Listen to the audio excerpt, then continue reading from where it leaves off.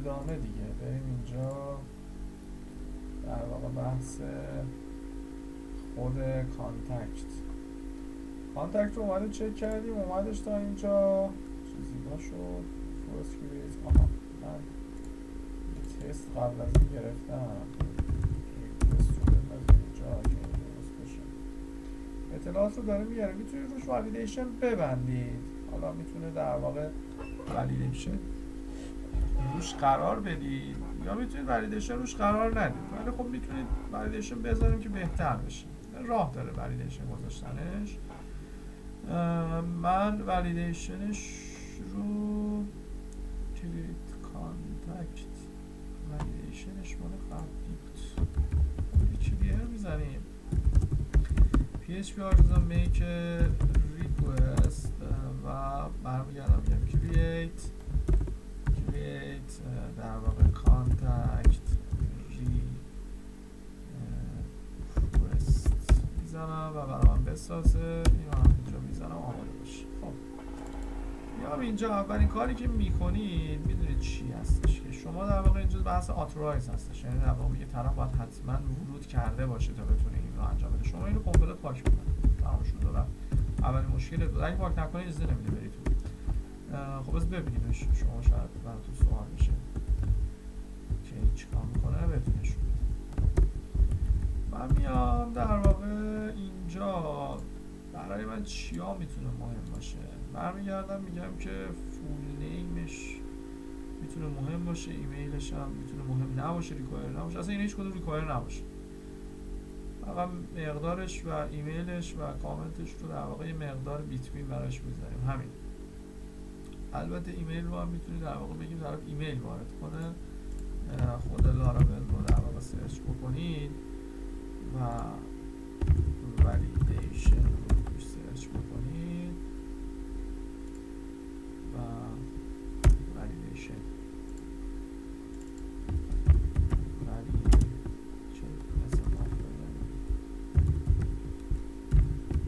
رو در واقع توش سرچ بکنید و به همین زیبایی نمیدونم صورت من پایین چشه توی قسمت بیسیکش، توی قسمت والیدیشن یه چیز بود، یه جدول بودش. این جدول میتونید اینجا استفاده کنید چون ایمیل رو هم میتونید والیدیت بکنید.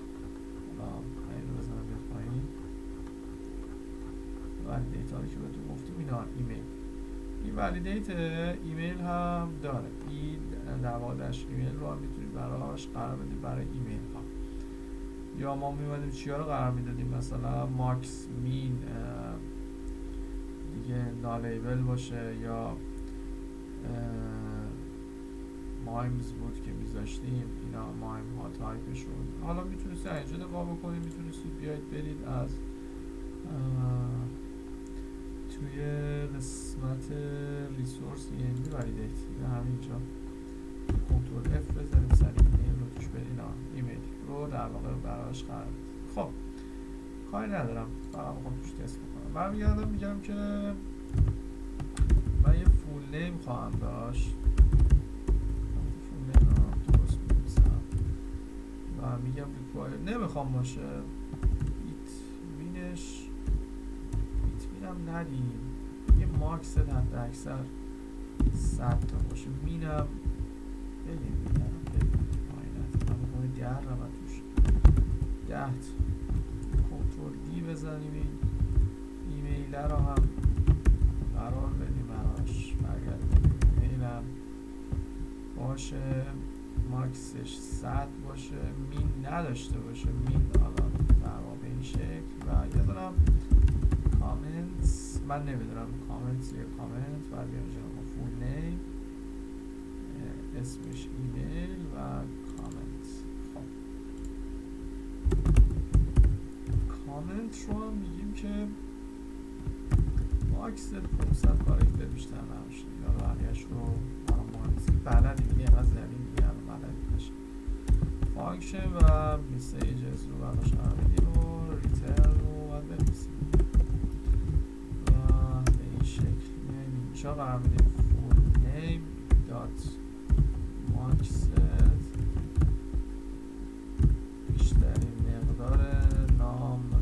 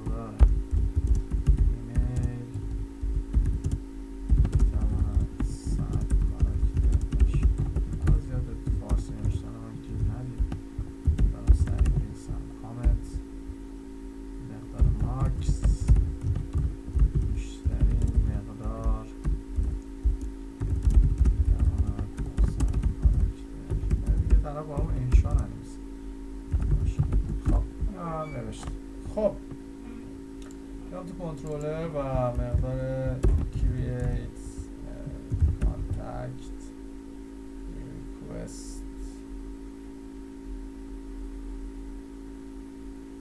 خب فرقش میدم ببینم یوز شد create contact request توی app http request. اوکی علی. خب الان میایم میزنیم و فقط به خیال خودمون که ایشون اطلاعاتش خواهد رفت، ولی این اتفاق میفته میگه this action is unauthorized، یعنی در واقع میگه شما اجازه نداری وارد اینجا بشید، تو authorize نشد. چیکار میکنید؟ هیچی، ایشون رو کامپلت پاک میکنید و برمیگردیم رفرش میکنیم و میزنیم و الان میزنیم ببینیم اطلاعات رسید. خب پس این ناگهان دارم استپ استپ راهاش رو میگم. اگر هم بخوایم ایجکس بزنیم بیام ایجکس رو هم بهتون نمایش بدم که چجوری میتونیم در واقع توی ریکوست بیام ایجکس رو هم پیاده کنیم. خب شما میتونید این روش رو انتخاب بکنید براتون ساده تر. ایجکس این مقدار بحث جیکوئری اصلا نمیگم، ایجکسش رو بحث جیکوئریه زیاد برای من تو کورس من نیست، حالا شاید خودمو نچسبونم بهش دیگه، کورس من نیستش. میام اینجا فقط بریم این ولیدیشن رو هم کپی کنیم از اینجا دیگه، حالا ننویسیم ولیدیشن کو ایناشش کپی و تایپ گرفته نشده کی، فقط این رو من توی سکشن کلاس کل 8 و آفست 2 و این رو اینجا قرارش بدیم. خب یه تکست سنتر هم بهش بدیم. این یه روش ولیدیشن، یه روش دیگه هم داشت، حالا روش های دیگه رو بعدا پروژه های دیگه بررسی میزنم. خالی، خب خالی خواهد رفت، مثلا حواسم نیست، کمترین مقدار میتونه 10 کاراکتر باشه. فرمت ایمیل رو اینجا همه رو برام ردیفش کنم. خب پس اینجا من ولیدیشن رو تونستم در واقع به این هم اعمال بکنم. خب رفرش بکنه از بین خواهد رفت. خب بریم اطلاعات رو بریزیم توش دیگه، حالا زیاد چیز سختی نیست. میایم اینجا مقدار یه متغیر درست بکنیم با کانتکت و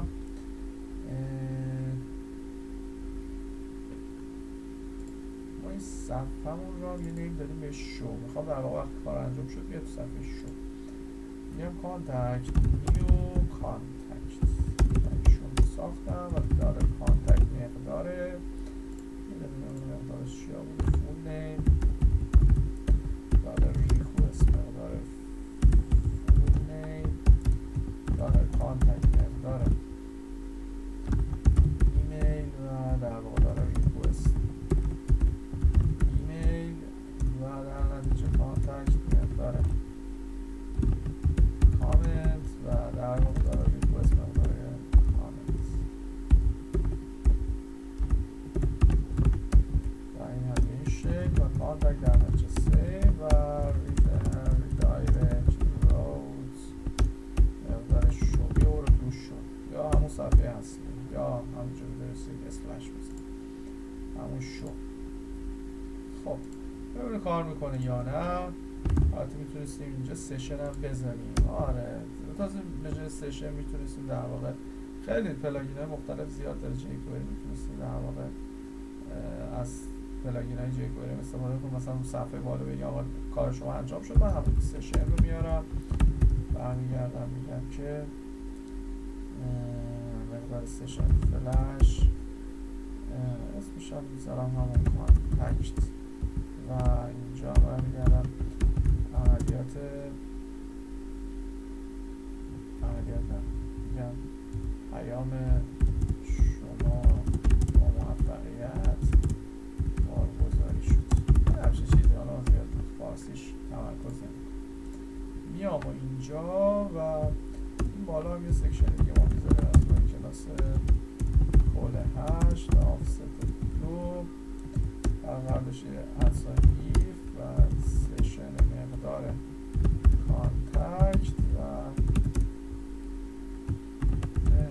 ایف و در نتیجه اینجا یه BGS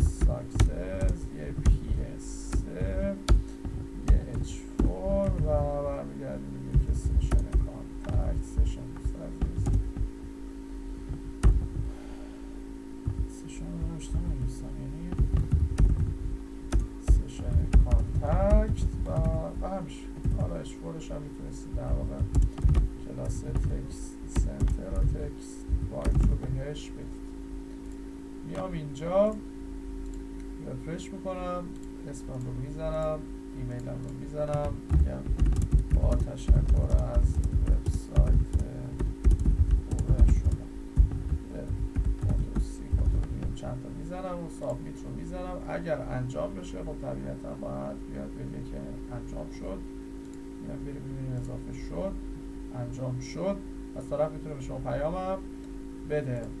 خب تمام مراحلی که باید از این مسیر رد میشد رو، یا در واقع فرم رو هم شما باید یاد گرفت. هدف من این هستش که شما در واقع میخواید بیاید یه فرم استخدام درست بکنید. فرم استخدام تو صفحه شماست. شما باید این قابلیت رو داشته باشید بتونید این قضیه رو هندل بکنید. تمام راهاش رو بهت گفتم به چه صورته باید بتونی انجامش بدید. خب بریم مرحله آخرش هم انجام بدیم، تمامش کنیم.